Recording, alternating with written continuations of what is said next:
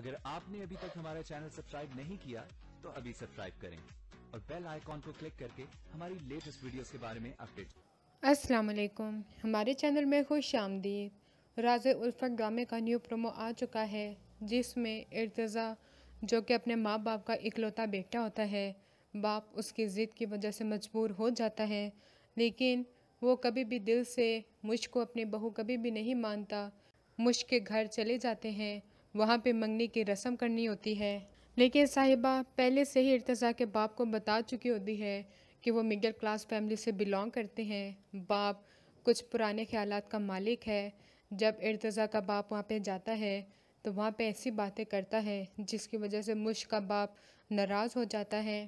جب منگنی کی رسم ہونے لگتی ہے، ارتضیٰ کا باپ مشک کے باپ سے کہتا ہے کہ بچوں نے تو خود سے ہی سارا کچھ طے کر لیا ہے، ہم اس میں کیا کر سکتے ہیں، اور ارتضیٰ سے کہتا ہے اپنے ہونے والی بیوی کو انگوٹھی پہناؤ۔